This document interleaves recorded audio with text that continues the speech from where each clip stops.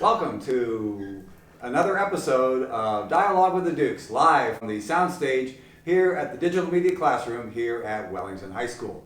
The show this morning is once again being brought to you by the Patricia and Lindley Center for the Performing Arts, located in the McCormick Middle School, adjacent to the Wellington High School, and by the Wellington Music Store, located at 117 West Herrick here in downtown Wellington. Our helpers this morning in the Digital Media Classroom are Tom Logar and Deanna Santee.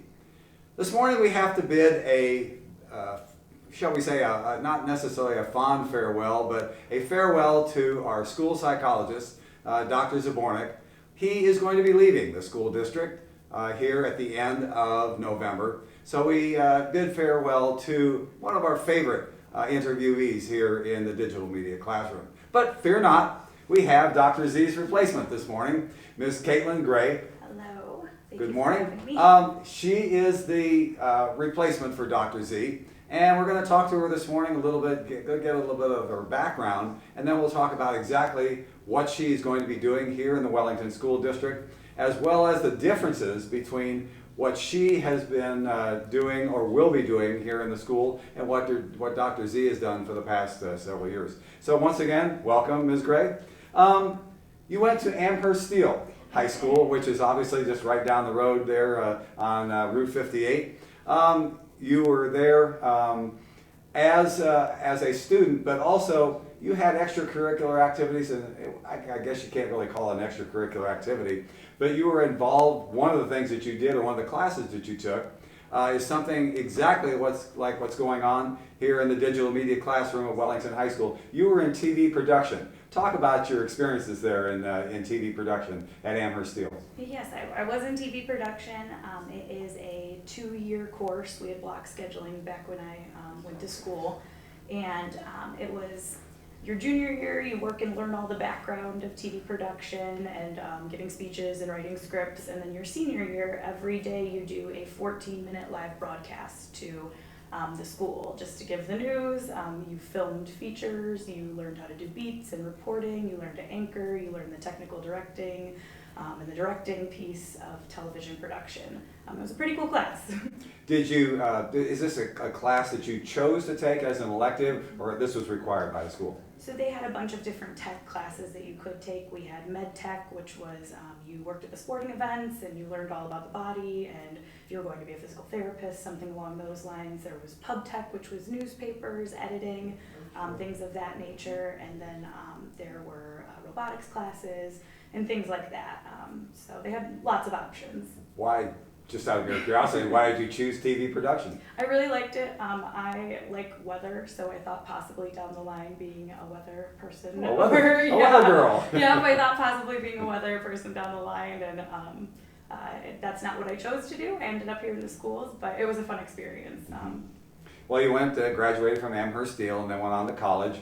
You went to Ohio U, which unfortunately has been in the news recently. We don't necessarily have to talk about that, but you went to Ohio U for your undergrad and then John Carroll, I believe, for your graduate. Your experiences there at the school? Ohio Schools. I'm sorry. So I went to Ohio University. I have an undergraduate degree in psychology. I was in a sorority while I was down there. We did a lot of philanthropy work, and I was vice president of my sorority my senior year. And then I moved on to John Carroll University, where I got my master's in education and my educational specialist degree in school psychology. That kept me busy, but I was an RA there. I did research and whatnot for some professors. And then your last year of graduate school, you do your full internship, so you are in a school full time. And I was placed at Avon Lake for my school. Oh, okay. Yeah. Well, obviously you chose psychology over weather. Yes. Why did you choose, or let me say, I guess first question, why did you choose it? And then second of all, talk about the background involved in that. So I chose psychology because I enjoy psychology to begin with. We had a 101 class in high school, and it kind of piqued my interest. I took a bunch of those courses my freshman year. And then my mom she actually was a second grade teacher in Avon Lake for 35 years, and she retired. So I've always been educationally driven with my family, and it seemed like a really good fit. I think my junior year I shadowed a school psychologist for 2 weeks over Christmas break, and It was a fun opportunity. I enjoyed it. I like working with kids. I like being around the school setting. So it was a good fit for me. Well, we'll give a shout out to Mom Yeah. for teaching at Avon Lake. What did she teach? She taught second grade at Redwood Elementary. Okay, so it was an all-encompassing type thing, all Yes. kinds of subjects. Yeah. Well, when we come back, we'll talk more with Miss Gray, more so now with the school psychology point of view, what she's going to be doing here in the Wellington School District and so on. This is Dialogue with the Dukes. We are back. We hope that for all of your music needs, you visit the Wellington Music Store, located at 117 West Herrick here in downtown Wellington. Of course, 2 days from now, on the 10th of October, you won't be getting any music instruments or anything like that because, as I'm sure everyone knows, on October 10th, 2 days from now, this Thursday, we're going to have Hollywood here in downtown Wellington, and they'll be visiting the music store and also Farm and Home. The music store is going to be turned into a gun shop, I understand, so needless to say, there won't be any musical instruments or any musical paraphernalia that will be involved on that particular day. Well, once again, we're talking with Miss Kaitlyn Gray, the new school psychologist here at Wellington High School as well as the entire Wellington School District. And we talked a little bit about her background and what she did in high school and college. Now we want to talk specifically about how she's going to be involved here, not only in the school district, but here at Wellington High School. So today is your 5th day here on the job, and you're in your first full week. You've literally hit the ground running. What have you learned so far? That Wellington's a very welcoming district. I felt very at home, and everybody's been extremely helpful during my first few days. I have been in a few meetings, I have done some observations, I've consulted with some parents, I've just been walking around and meeting people just to get, my grasp on what the district is like and where I'm going to be needed. But it's definitely been a whirlwind. I'm already in my first interview with discussion with the Dukes on day 5. Yeah. Exactly. Well, we know that there is a difference. Well, I say we know. Actually, we don't know because we're about to find out. Because Dr. Z was more of a clinical psychologist, and you are more of an educational or behavioral psychologist. Explain the difference and how it's going to relate to the job here. So there are differences between school psychologists. It just depends on our background and what programs we chose going in. I went to John Carroll, which is a very educational-based program. I had a bachelor's degree in psychology and sciences, so I thought it would be good to pair it with some education courses and whatnot. So I picked John Carroll. Dr. Z also, he has that doctorate. I have an educational specialist degree, so I am not a doctor. It's a big difference, and he does work in private practice, so he does get to see more of that clinical realm, and he's around that situation more. I'm more based in the school setting, intervention on up to the high school. So. Well, I'm glad you brought that up because that's a great transition into asking how are you going to actually relate not only to the students here at the high school, but also Westwood and McCormick. Explain the intervention aspect of it, the being in special education, and also the 504 plans that are involved here, not only, as I say, at the high school level, but in the middle school and the elementary school levels. Okay. So there are lots of things that a school psychologist can do and how they can help in the school setting. I can go all the way from general education, just help support in the classroom, all the way to special education, which is kids who maybe need some extra support, some extra interventions, some extra accommodations in the school setting. So you guys will see me around. I'll just be pushing into classrooms to do full class observations, get a feel for the gen ed curriculums, figure out what our courses look like and how our students are doing in them. I'll be helping in some areas where they may be struggling with things. If someone's struggling with some behavior, someone's struggling with academics, whether it be reading, writing, math, sciences, things like that, I can help formulate some interventions for them, figure out what kind of plan do they need to be successful in the school setting. Sometimes those turn into 504 plans. A 504 plan is different from an individualized education plan in the fact that we're not reteaching material, we're not providing some intervention, we're more just making accommodations in the school setting. Things like you need to work in a small group setting for testing, you might need to sit in the front of the classroom. Maybe you need to take a break. Maybe when you get anxious during a test, it'd be good to leave the room, get a drink of water, refocus yourself, and then go back. So you might need some extended time. That's more what a 504 plan is. And then I do work in the realm of special education as well. I do testing to figure out what our students' needs are and help them identify what plan is best. And those kiddos are on IEPs and they receive some intervention and some supports. Mm-hmm. Well, obviously one of the things that you have to do is gain the trust of the students. How do you make the students feel comfortable? That is very different at all different age levels. So for younger kids, it's just taking the time being in their classroom. I like to be very visible. A lot of school psychologists will stay in their office, type up their work and things like that. We do have a lot of paperwork, so it is a necessary evil of our job. But I like to be out and have people see me, know that I'm there, I'm here as a support. I like to answer questions for everyone. And just those small things help build trust.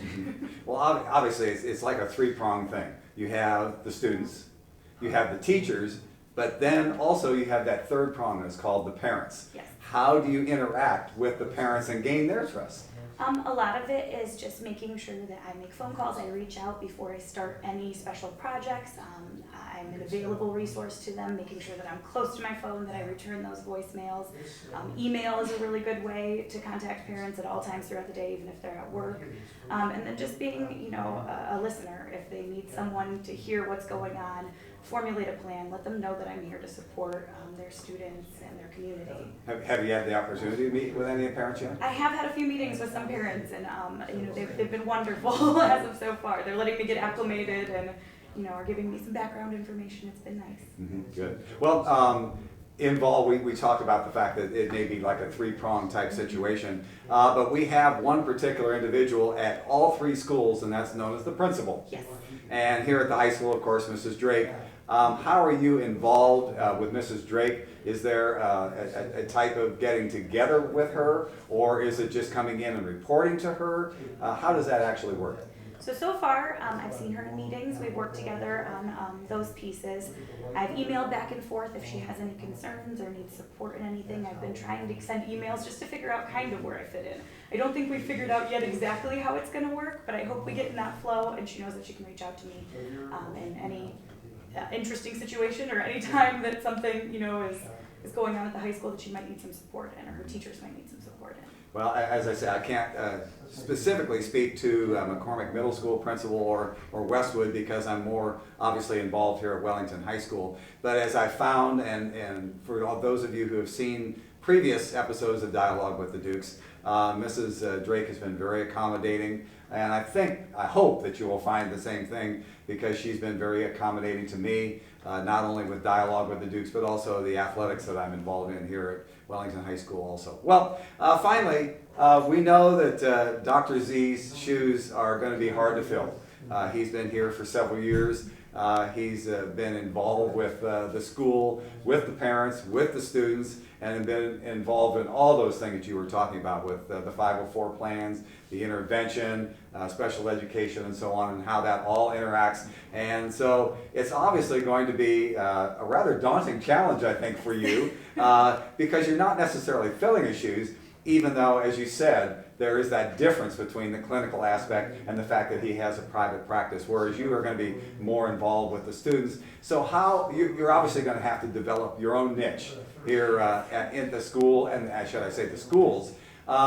So how will you go about planning that and trying to gain that little foothold, shall we say, within all three schools? Well, a lot of it is there will be no major changes by any means. I'm going to come in, run things, see how things are going. I definitely want to get more involved with the 504 plans and the interventions. That's something that from my past career at Avon Lake, Sure. I have built that up. I have some fun with interventions and things. I want to try to put that into the school setting. Mm-hmm. But I know that they're already being trained in intervention. They're learning the new GPS model. So that's something that I'm going to learn as we go as well. I want to figure out how my skills suit Wellington, not so much how I can make things different to suit me, but how I can slide in and how I can be a help in all 3 schools. Mm-hmm. Well, obviously the pressure is going to be on too, because as everyone I'm sure knows, the Wellington School District improved 1 letter grade in the school testing, and for those of you who remember Dr. Z's last episode, it actually was a 2-part episode, and we had that along with Mrs. Drake talking about school testing and how important it is and how is it involved not only from an academic point of view, but also from a psychology point of view. So shall we say the pressure's going to be on. Yes, I don't want to I don't want to put too much on you, but you're going to be involved, and as I said, you're going to have to literally hit the ground running. So once again, we'd like to thank you, Ms. Kaitlyn Gray, for agreeing to be on, and I will warn you that Dr. Z performed many of these dialogue with the Dukes, and I'm sure that we'll have you back again several times to talk about what's going on within the school district and specific things that are involved with being the school psychologist here in the Wellington School District. So once again, we'd like to thank Ms. Kaitlyn Gray for coming in, and we'll be back again next week with another episode of Dialogue with the Dukes.